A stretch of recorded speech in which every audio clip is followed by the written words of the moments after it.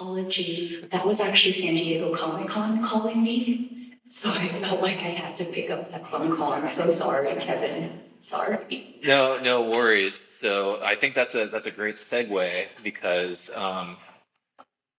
we're here to talk about Kaiju comics today, and Jessica is a accredited comic book expert, aficionado, person that everybody goes to for the comic book knowledge. So. I feel embarrassed when you were telling me. I felt really. So this is actually Kevin's panel, and then he asked me if I would like to be on it. So I actually felt very, I guess, honored and humbled that Kevin asked, because he's also really good friends with people at the Japan Film Society, which I met last week, and the gentleman who leads it, Peter, he spoke very highly of you. So I felt like, oh no, Kevin is asking me, but yes, I was the Will Eisner Comic Industry Judge, which is basically the Academy Awards for comic books, and I was the judge last year for 2022. And actually some of the, which is the highest honor you can get, is either to be a comics judge or to be nominated and win in one of those categories. And actually, Kevin was very astute and detailed. Some of the comics that he actually picked today were Eisner nominated last year, the year that I had did it. No influence. I don't want people filming it being like she influenced them. But you picked really, really good ones. So thank you for asking me to be a part of it. Absolutely.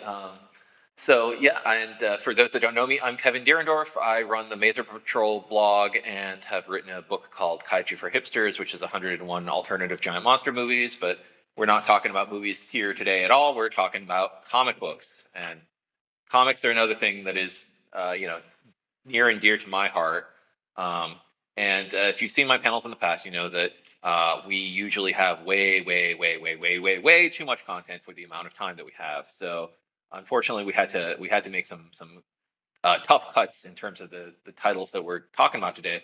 So first, there's a lot of Godzilla comics. There's a lot of Godzilla comics. You could have an entire panel on Godzilla comics. I think you have a panel on Godzilla comics tomorrow, right?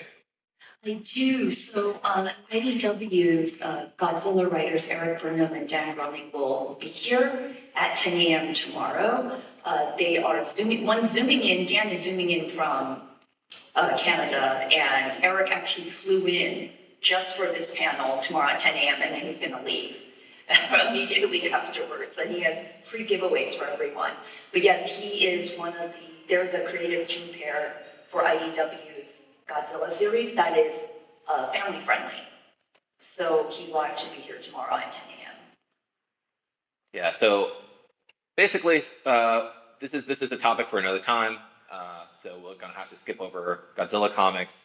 Similarly, I've given multiple panels on kaiju manga in the past, so I think we don't need to talk about those today. We can revisit them at some future date. And while we're at it, let's not talk about King Kong comics because there's so many King Kong comics out there. I know, there's a lot of Ultraman comics, so let's not talk about Ultraman. Let's just not talk about any of the big brand name comics. We're not here to discuss big brands. Let's talk about Marvel. So Marvel, originally founded in 1939, as Timely Comics, and keep me honest, dude, because you know this better than I do. They're kind of the big power player in the American comics industry. I think they're kind of the best known. I don't think they have technically the most titles right now, but I think they are kind of the one with the most cultural staying power at the moment.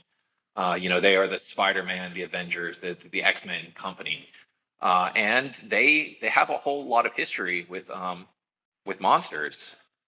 So going back to the 1950s, kind of before they got really heavily into the whole superhero thing, they had a whole big variety of titles that they did. They did romances and westerns and all sorts of different types of comic books. And one of their big genres was giant monster comics. And this really kind of saturated a lot of their output basically up until around the time when the superheroes took over.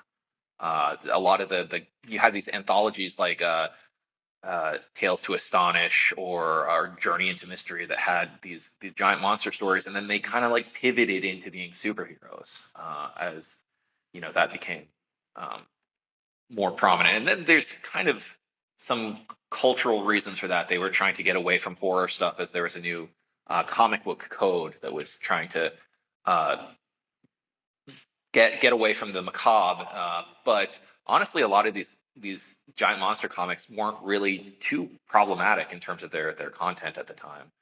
Um, you have any thoughts about any of those? He was talking about the comics that kind of came after um, Dr. Wortham's. He believed he wrote a book that was, to this day, I think, still reverberates through our society about how children are horrible and delinquents and they became gangsters because of comics that they read. When in reality, if they're reading comics at home at night or after school, they're not going out becoming hoodlums.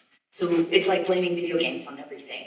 And because of that, he believed things like horror, gore, fighting too many villains, or any will warp the way children kind of thought. So what Kevin was talking about was correct, is they had to tone down on certain things because the Comics Code Authority came and said, we don't want extreme horror or anything because it's going to influence our children, which is not true. So, some of the characters that you see introduced in that whole age of giant monsters are still with Marvel today because Marvel has been kind of one pervasive universe as it's gone along. So now you get these big blockbuster movies that incorporate characters like Groot is in the Guardians of the Galaxy franchises have become very popular thanks to Vin Diesel. But started off as this the big menacing alien monster, and then similarly, Fin Fang Foom, I think, is probably the most famous like comic book giant monster. Uh, got started as one of these rampaging beasts. And there's kind of surprising connections across some of these. You'll notice the Full Moon Entertainment direct-to-video monster movies from the 90s had names like Zarkor the Invader and Kra the Sea Monster, and that's because the people who were working at Full Moon were big fans of old Marvel books, and they would just go through and look for the names of strange creatures that were in the Marvel things and just yoink, let's reuse this. And they've basically, as we mentioned in the 60s, the number of giant monster things fell off, but they never completely stopped. There were always stories, even when they started dealing much more with the superhero stuff, then the superheroes would fight giant monsters on regular occasions. Uh, but every once in a while, you get cases where they kind of lean back into their kaiju roots. In the 70s, Japan started getting Marvel comics, starting in 1970 with the Ryoichi Ikegami Spider-Man manga. Uh, and Japan is a huge comic book country, but they didn't really have a whole lot of American comics coming over, so they started adapting them for consumption in completely Japanese-based context. So you get, Kazuo Koike made a Hulk manga, or there's a Moon Knight manga, et cetera, et cetera. And part of that whole crossover was you got Spider-Man as a superhero who had a giant robot, which actually, if you look into the history of things, was where Power Rangers gets its giant robots from. Meanwhile, on the American front, Marvel was taking all of these Japanese properties and adapting them. So that's where you get, I think for people here, they're going to know mostly the Shogun Warriors and the Godzilla King of the Monsters. But Marvel was key in the creation of Transformers as a franchise. And they also had a Zoids comic that. So basically, they were taking a whole lot of Japanese toys and saying, "Hey, let's make up stories for these," and making Western-based comics off of them. Fun fact: this actually includes Ultraman, but not as you'd expect. There's a toy line in the 70s called Godzilla's Gang, where it was a Godzilla figure and multiple Ultraman toys. And Marvel had the license to Godzilla's Gang, so they didn't have the license to Ultraman, but they had the license to Ultraman's monsters.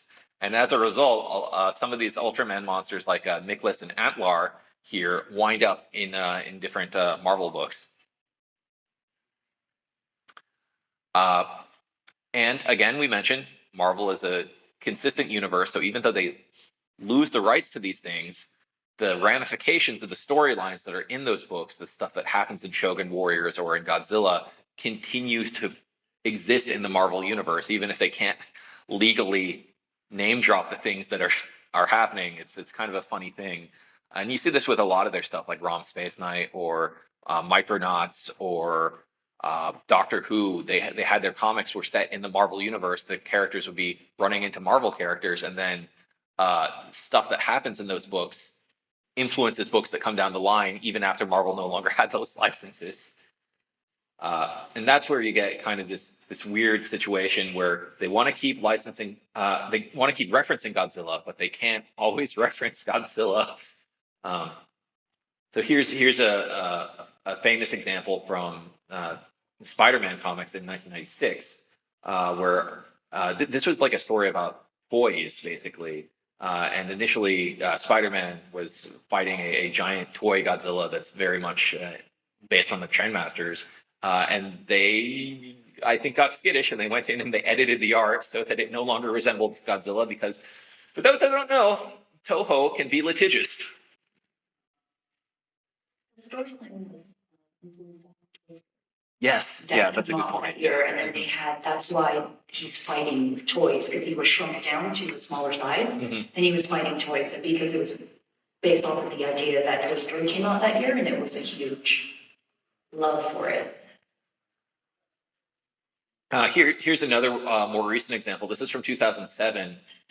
This is the storyline where the Mole Man has a bunch of subterranean monsters that come out and fight the Avengers. And just in one of the panels, you get this suspiciously familiar looking face. And I think maybe somebody decided that it was too suspiciously familiar looking because between when this was initially solicited and when the final issue came out, they removed those dorsal spines. But in the official handbook of the Marvel Universe, they write it very ambiguously so that you don't know if this is supposed to be Godzilla or not.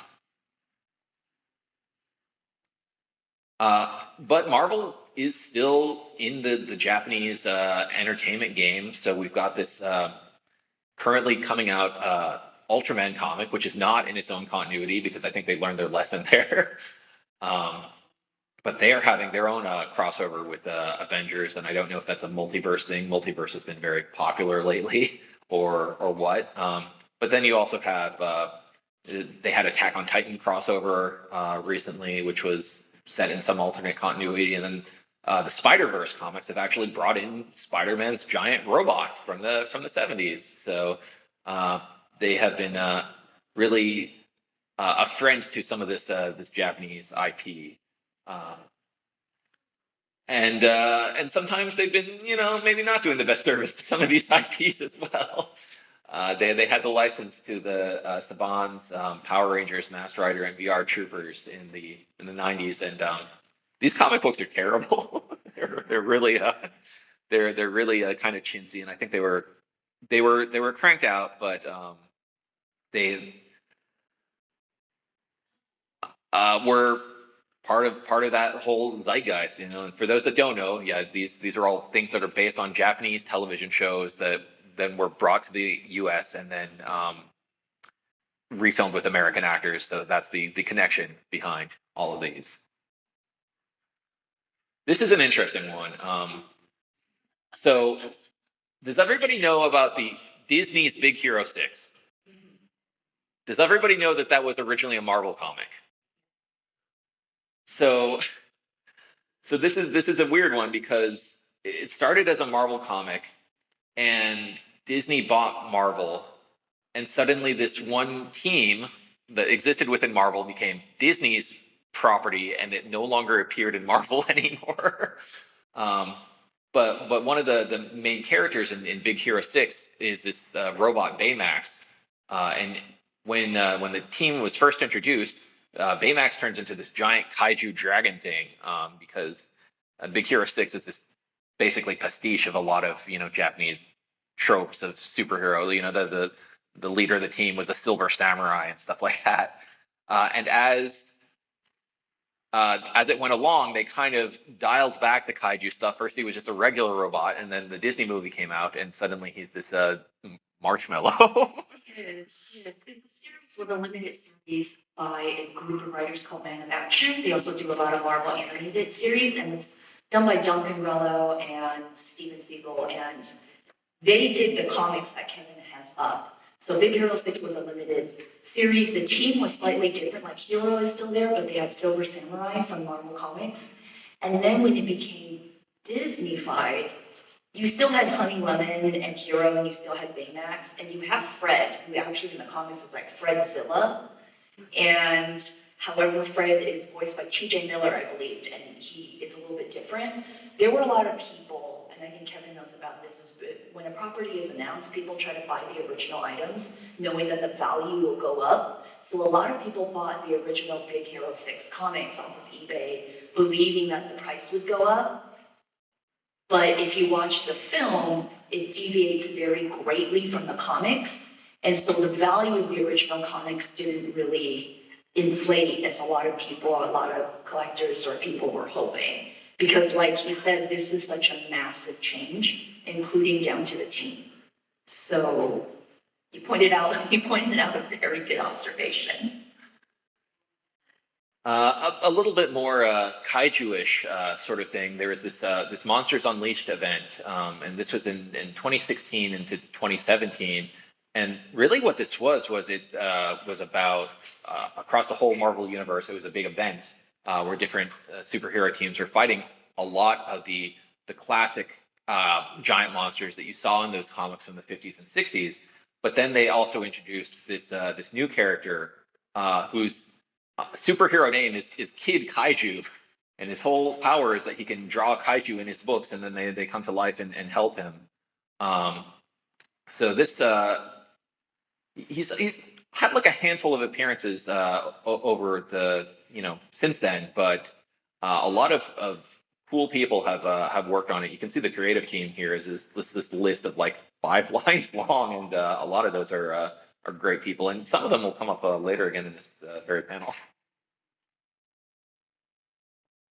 Uh, Also, another Avengers character that has been memed quite a lot because he's ridiculous is just named American Kaiju, and his secret identity is Todd Ziller.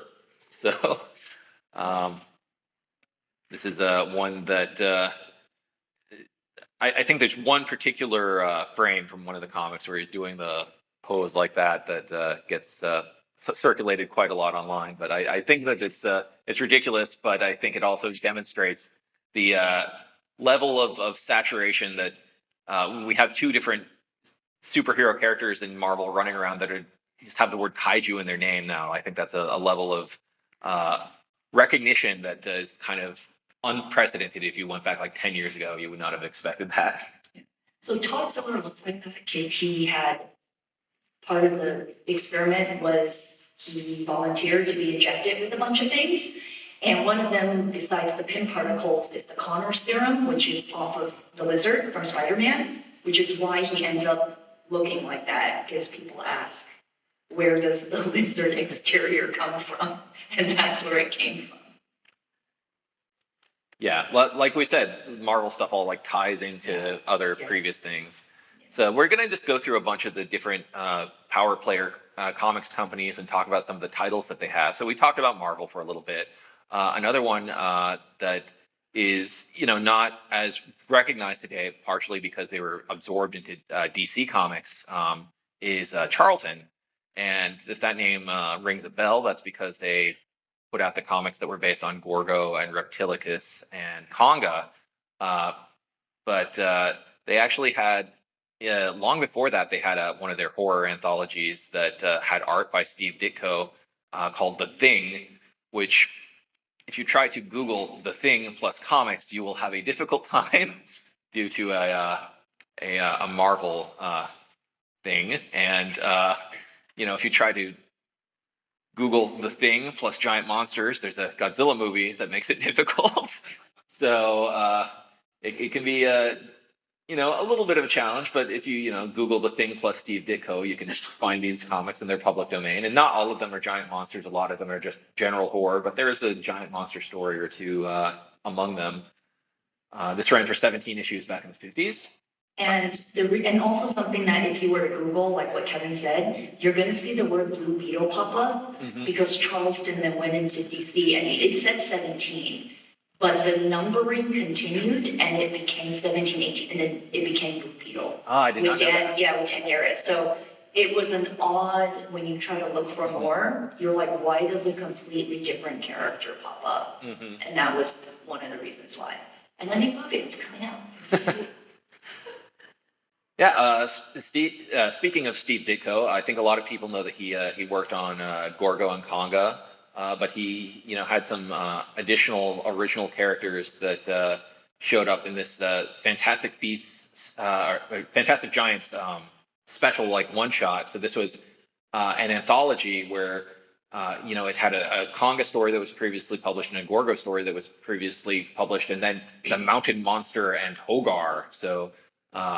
If you happen to track this down, it's again public domain, so a lot of people have reprinted it, but you get these kind of like interesting, like, okay, so this is what he would come up with when it wasn't, adapting a character from an existing movie. Although, in fairness, both Conga and Gorgo have a lot of original adventures and with a lot of original monsters that aren't part of those original movies. Yeah.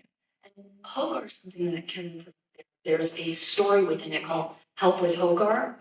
And it's giant, and it's a giant kaiju. And at the end, an alien spaceship comes, and it looks like the face of Ultraman. So it's very interesting, all the influences that you were talking about, and how some people, whether consciously or subconsciously, the artist just kind of draws that into it, which is really, really fascinating. I think one more thing we got to talk about with Charlton. Because this is ridiculous. So we were talking about the number and continuing.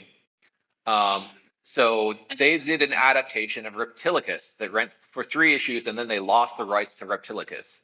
So then the next month they had issue 4 of Reptisaurus, not to be confused with Reptilicus, even though it basically is just Reptilicus that's been kind of with the numbering filed off. It's a very similar thing to what Marvel did with Godzilla's later appearances in Iron Man and stuff like that. So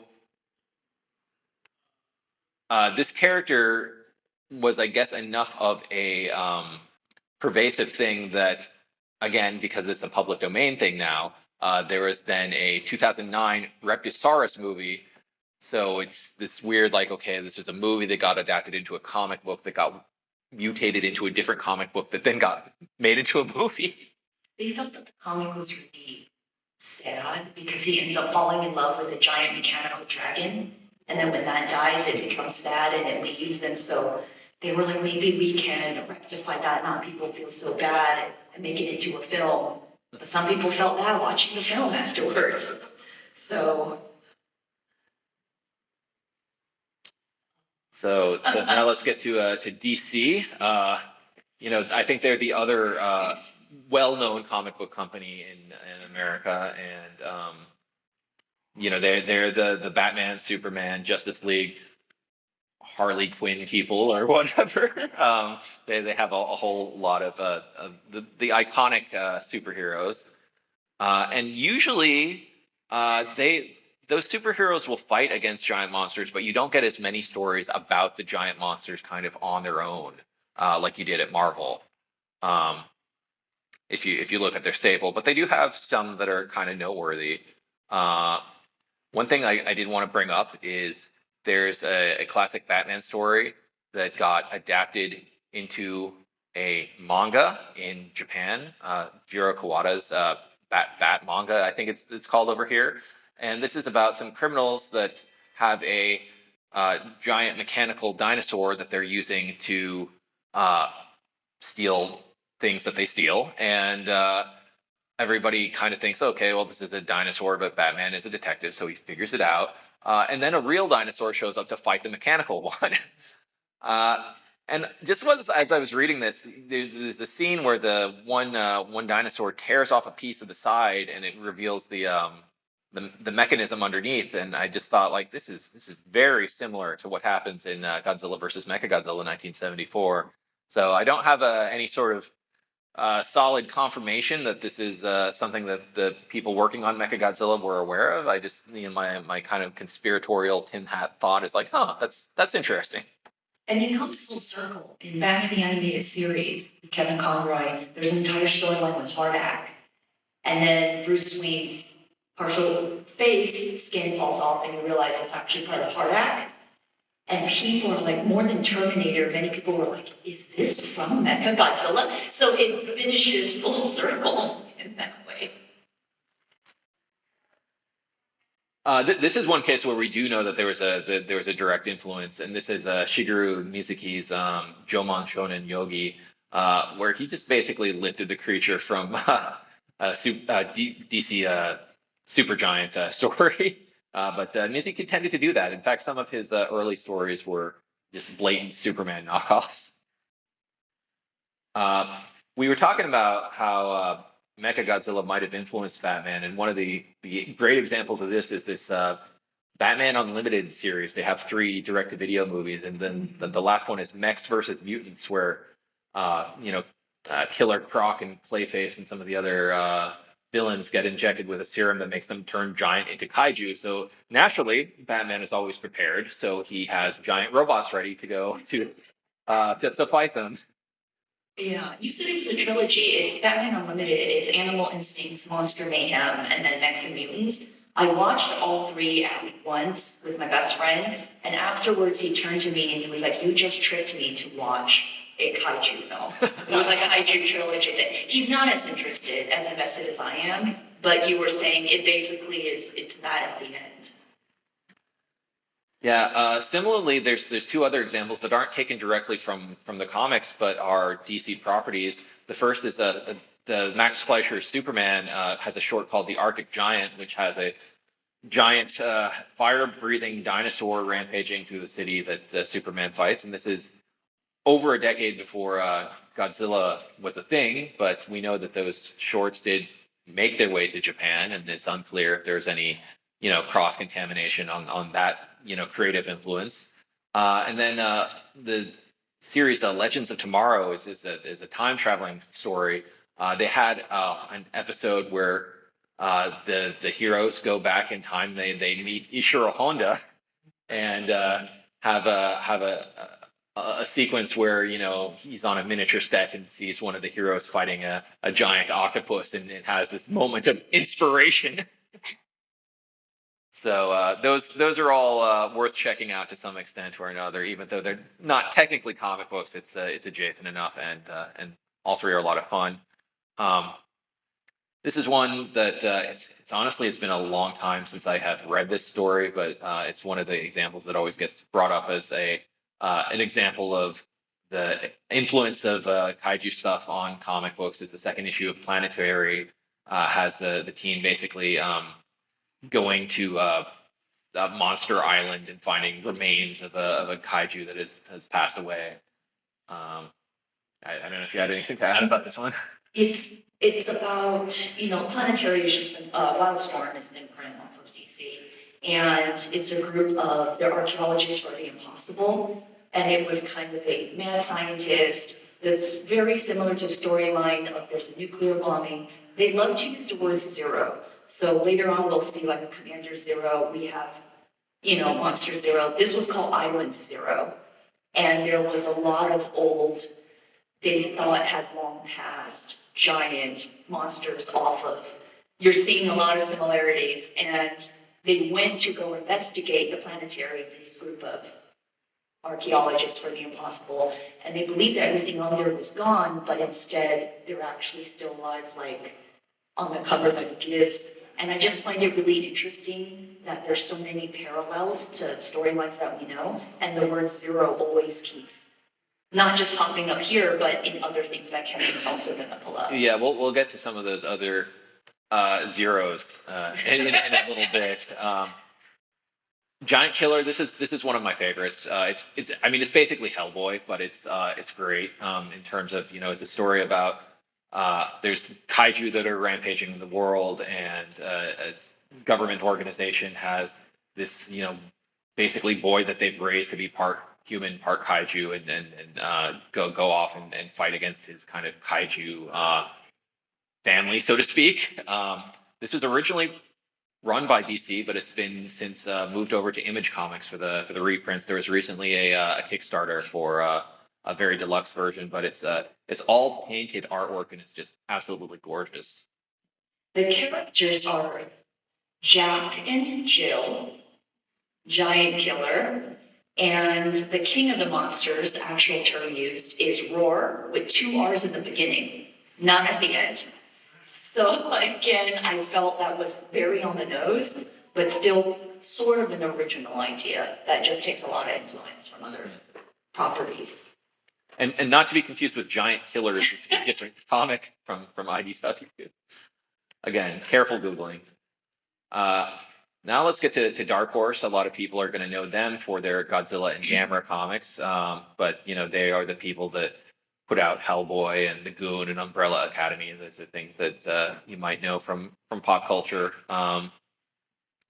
So I think the representative kaiju work for them is the big guy and Rusty the Boy Robot. And this actually is a very short comic. It only ran for 2 issues, but it just has very meticulous, very detailed artwork by Jeff Darrow, and it's written by Frank Miller, who is a giant in the industry as well.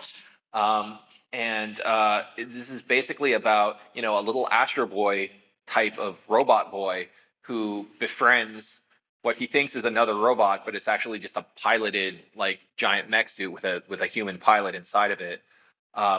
And the Studio Adelaide that made Godzilla the series, they actually made a Saturday morning cartoon out of this, and it's also fantastic. Would recommend checking out. Frank Miller is also known for Sin City, and in Sin City, Hell and Back, Big Guy also appears. Oh, I did not know that. Yeah, so he puts in what he loves. So we were talking about Zeros.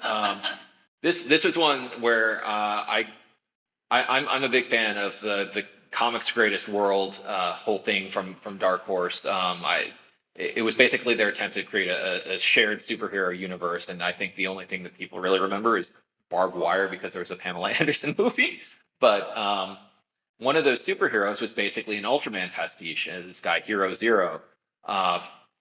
He was a kind of a little bit like Blue Beetle, but mostly like Ultraman. The idea is that there's a teenage boy that gets power from an alien, and then he can grow large and fight monsters. Did not have a huge run of comic books, but is well known for having fought Godzilla in the Dark Horse books. And a lot of people just assume because they only read the Godzilla books that, oh, this is a character created for Godzilla. And no, it was actually one of their Dark Horse superheroes that just happened to get his butt kicked by Godzilla and stop being a superhero after that. But that's not, believe it or not, the only Dark Horse Ultraman pastiche named Zero.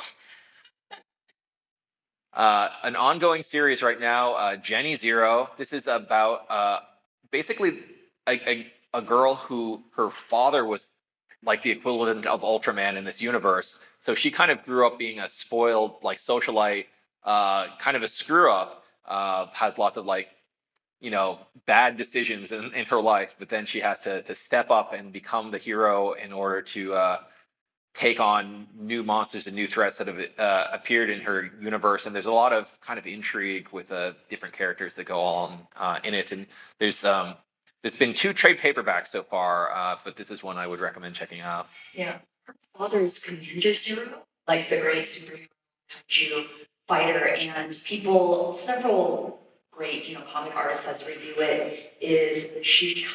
Jenny's like a hot mess.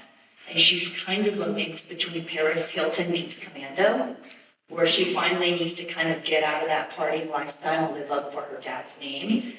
And her best friend is a publicist and also a hotel heiress. named Dana. So it's interesting watching the dynamic between these two women be hot messes and try to live up to her father's name after he passed. Yeah, it's a little bit like the Will Smith movie Hancock, also from that perspective. Mm. Uh, Another Dark Horse comic from a while back. This is gigantic, and this is one that was. The story is something along the lines of it's a this giant creature sent to Earth for basically an alien reality show. It's kind of like it was billed as being like the Truman Show sort of scenario.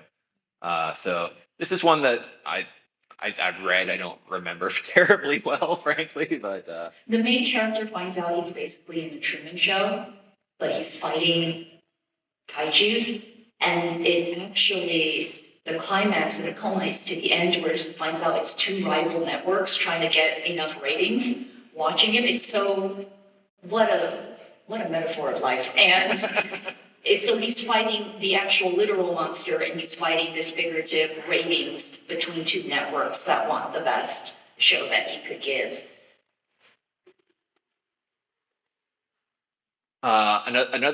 This is a weird one because it was originally a web comic that was kind of first printed by a Kickstarter campaign, and then eventually Dark Horse kind of picked it up. This is a Kill All Monsters, and I think that where this there's a couple of things that are interesting about it. One of it is, because it's a web comic, it's a weird aspect ratio. It's all black and white, but you see a lot of kind of Pacific Rim-y stuff that came out after Pacific Rim, but this predates Pacific Rim by a few years in terms of, stories about the giant monster apocalypse and the people piloting the robots to battle against them. And I wonder if anybody working on Pacific Rim was aware of this comic while they were making it. He points out unusual group size and ratio. Like he said, it used to be a webcomic, then it was printed into a omnibus for 2017. So when you if you were able to purchase and to get one of them, it's shaped more, I would say, like a laptop shape. So when you actually open it, cover to cover, it looks like a diorama. You see buildings, and then you see the monster. So when you open, the entire thing is a wraparound, and it becomes like the image of two kaijus just strolling through a city. So instead of it's more horizontal than it is vertical when you read it. This is a much more recent series. I think the second trade paperback just came out, Giants, and this is set in kind of a post-apocalyptic world where the kaiju are running rampant, and people are all just kind of struggling to survive, like little street urchins among them, and your main characters are brothers basically that. One goes down a very dark path, trying to survive in this world, and the other is the hero, and it's kind of the struggle between them. And interestingly, the duo behind this are in fact brothers. So and they're from somewhere in South America, right? Yeah, yeah. And it's basically two orphans that get separated, and like a beautiful K-drama, there's a time jump 1 to 2 years later. And you see that they've been raised by different kaiju groups, so they come together. So is it friendship first, or is it being enemies is more important?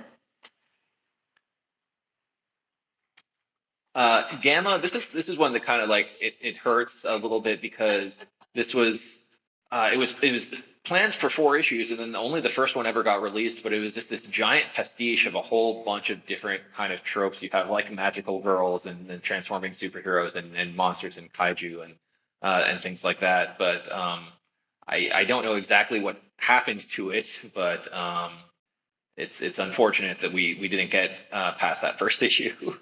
It's Pokemon meets Power Rangers. So there is a guy named Dusty who is a failure his whole life, but he decides that he's going to go into training and kaijus and getting them. So like Pokemon, but they do it in suits, and the guards of them in suits that are very similar to Power Ranger suits. So it was gorgeous art. It was very, I'm going to say cute, but it had a lot. It could be for the whole family, but like you said, it was 1 issue, and then the rest just never came out. So we'll pivot here to Image Comics. They're one that another kind of power player now. That their whole deal is that they have independent studios that kind of work as a confederation. Um, so they've worked on a whole bunch of titles that you kind of know if you're in the scene, like The Walking Dead, I think, is the one that is most well known, but Spawn, Witchblade, Invincible, uh, Savage Dragon, all had adaptations into things. Um, and for a while, Image was really pushing their own shared universe, and one of the characters in that was this guy, Fire Breather. Uh, and the idea behind this comic is that your main character is like the son of the huge over kaiju king, dragon lord, but he's also half human, so he's kind of torn between worlds there, and has to go up against again his kaiju family. Uh, so this character had his own series, but also showed up in this team up book, The Pact, with Invincible and Shadowhawk and Zephyr, and had a Cartoon Network movie made from Aeon Flux's Peter Chung in 2010, which you can track down on DVD now, and it's a fun read. Uh, More recent comic, which was launched to much acclaim and a whole lot of publicity, was Ultra Mega, and this is from the Skybound imprint, which is Robert Kirkman's kind of like edgy comics, like Walking Dead or Invincible. Those are part of that imprint. So this is, you know, you can tell just from looking at it that this is the edgy Ultraman. And it's very conspicuous that this comic came out in 2021. In 2020, Marvel had their Ultraman comic that was starting, and their, you know, draw conclusions from that as you will. But there was a huge push behind Ultra Mega when it was first coming out. That Dark Horse was, or sorry, Image was putting out the books themselves, but also putting Ultra Mega stories as backups in other like anthology books and things like that. So it seemed like it was really like the rising star. And then after 4 issues, we kind of haven't heard anything, but allegedly it's continuing at some point. So Dave Stewart, the colorist on there, this is the first thing that's going to capture you in the eyes. He's an Eisner winner for coloring as a colorist. And that was actually nominated for an Eisner the year I was the judge. So I don't know. Take with that what you will. Another kind of like lost story was Leviathan, and this is basically kind of rampaging monsters in a world story from John Layman, who wrote the Gangsters and Goliaths Godzilla story. And it only had 3 issues released, and it was never completed. And I guess that's because the artist Nick Pitara left Image for Vertigo for some period, and it just kind of derailed the creative process behind it. I've read the 3 issues, and honestly, like I love a lot of Layman's stuff. I love Chew, for an example, but Leviathan was not something that really clicked with me. uh, another one that comes up quite a bit, Big Girls. This is set in a world where some men will grow up to become kaiju, and some women will grow up to become giantesses, and the government basically uses the giantesses to fight against the kaiju. That sounds really goofy, and to some extent it is, but it's actually also kind of a touching story when it comes down to it. Yeah, for those who read Ultra Mega and they prefer their female characters written a little bit differently, I would say. Big Girls would be a good one. Like you said, it was something that had happened, like called like the mistake. And it affects both the genders, but the boys will grow up eventually to become kaijus and monsters, but the girls will just get taller and bigger. And eventually that's how it is. And all of the groups coming together that preserves, they are all a group of women, and the lead is Ember, like a 300-foot tall woman who loves everything in life, but she's just large and huge. Johnny Monster, that's another Image comic that was part of their kind of shared hero universe. I actually have not read this one, but I know that Fire Breather shows up in it, so I thought it was worth mentioning. It's apparently about a guy that fights different giant monsters. What I've always find fascinating, I've always preferred the kaijus versus people. I'm always on the side of the kaijus. For this one, instead of taking them out, he's actually secretly, I wouldn't say collecting them, putting them underground in a safe facility where he raises them because he was raised by a kaiju. So in all exterior purposes, everybody thinks he's out there taking them out in the negative sense. But he's actually making sure that they're loved and protected underground and like nobody else really quite knows.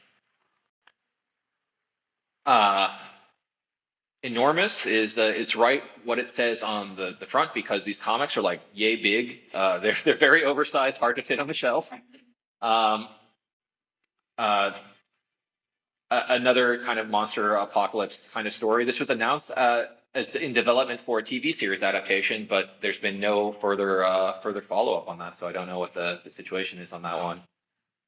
Um, we'll kind of gloss over some of these because we've got some good titles and we have like 10 minutes left, I think, so we gotta hurry on. This was a Godzilla '98 kind of parody tie-in thing.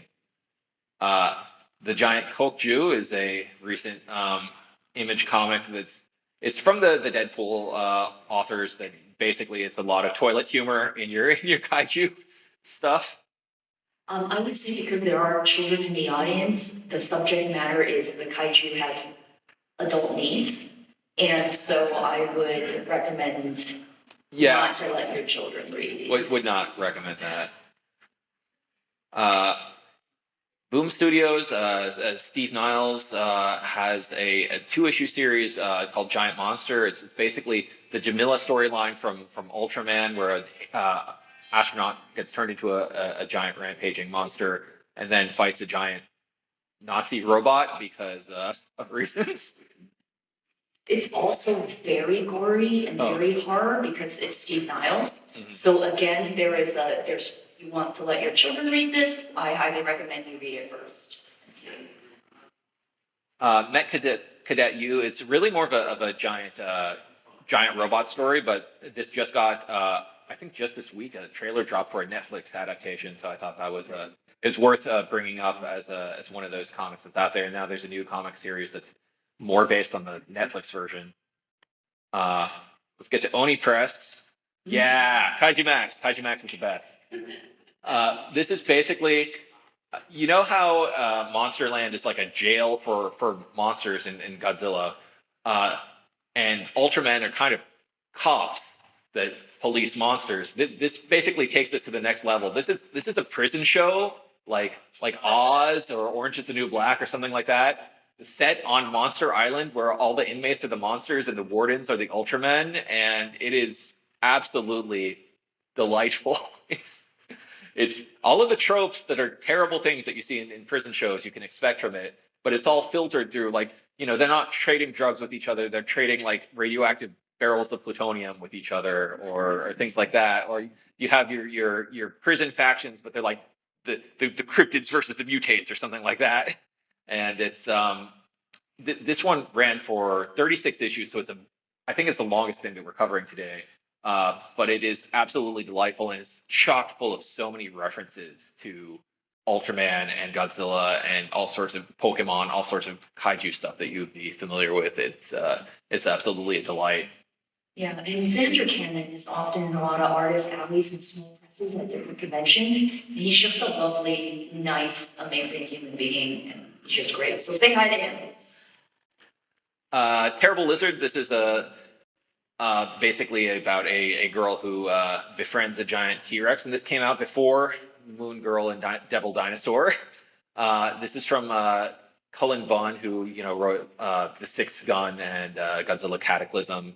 And for my money, I think that this is a much better comic than Moon Girl and Devil Dinosaur. So. This came out in April 2015, and Moon Girl Devil Dinosaur came out in November 2015. And I love them both, but the lead for this one is a girl named Jessica, and that's also my first name. So I feel a special bond, like watching my dreams come true. And they battle a lot of different monsters in it, which I also like. Uh, Robots. This is from Jay Torres. This is like a series of three kids books, basically, uh, graphic novels where it's very kind of cute, but giant robots fight kaiju, basically. Uh, Real quick, I think we are getting down to time. Uh, from Antarctic Press, Hiroshi Kanatani is in the dealer's room. I'm sure he's selling some of his stuff, and he has a book, Koa which is a kaiju in Native American characters interacting.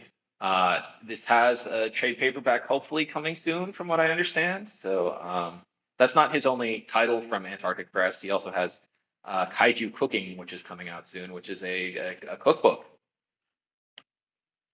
Uh, Quick, another one, Ultrabot Go Go Go. This is kind of another kind of classic Gigantor Astro Boy kind of pastiche. I haven't actually read this one, so I just included it. But and Konnichiwa Kaiju-kun. This is another one that seems like it's highly regarded, but only had one issue. So it's kind of playing into a lot of the tropes of society where monsters are running. It's a J-pop girls group where they signed up and they thought they'll be J-pop, but they are, but they also have to deal with kaijus in the 1970s. It's great. And then the Tokei Kaiju. Okay. I have no explanation.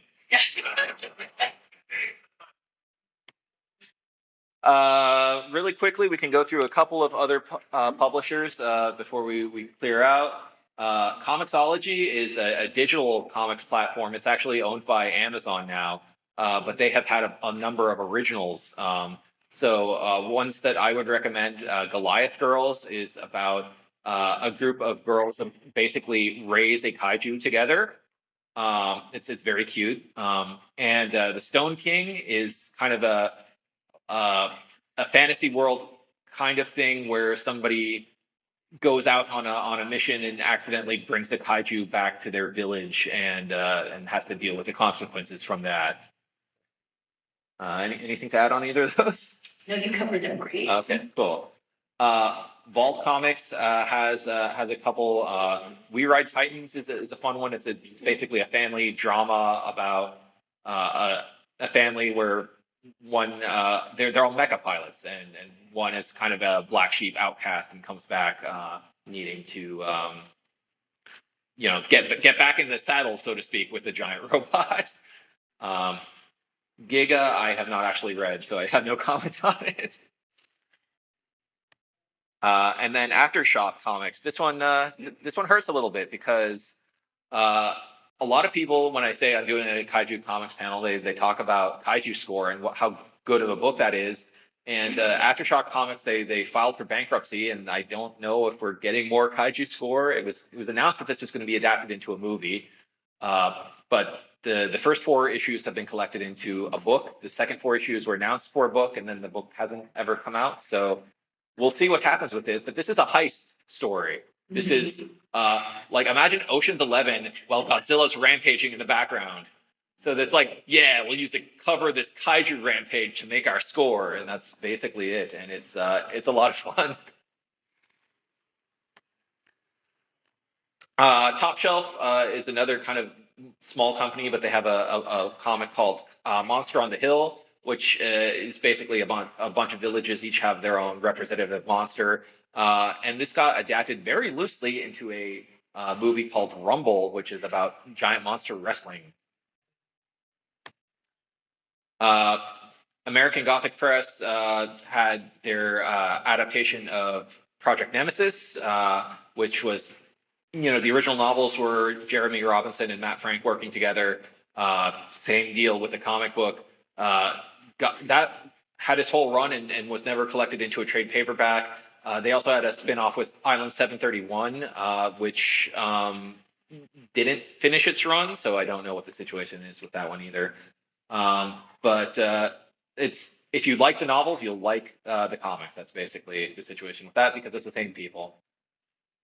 American Mythology has one called Cronin's Kaiju, written and drawn by Chris Scalf. If you have bought a lot of G fans, you know Chris Scalf, so it's just an original Kaiju story by him. Gosh, there's so many of these, aren't there? There is. These were one of the comics submitted for Eisner consideration. Yeah, I know. Yeah. So this is basically one with a small child who has to deal with a giant creature that's appeared and has some connection to their family kind of backstory. This is one you wanted me to add. Oh, I just found it. So basically, it is kind of a parody spoof. He comes out and it decides that what it wants more than anything is pizza. So it is good for all ages, and even adults can enjoy the type of humor, and you'll recognize a lot of influences. All right. And on top of that, there's a million, gazillion, trillion independent comic books. A lot of them you can find in the dealer's room. So I would recommend going to the dealer's room, looking at some of the people who are selling their wares in there and checking them out because there's a lot of cool stuff, but we don't have time to cover everything, unfortunately, because kaiju are cool and people like making them. Yeah. All right. So on that note, thanks everybody for coming out today, and we'll see you later. Thanks.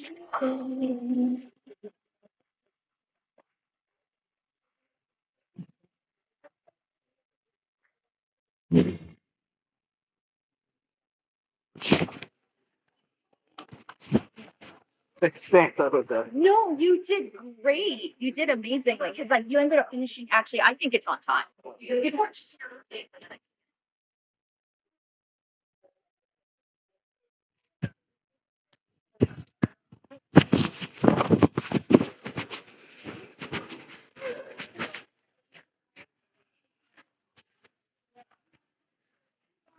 How you doing?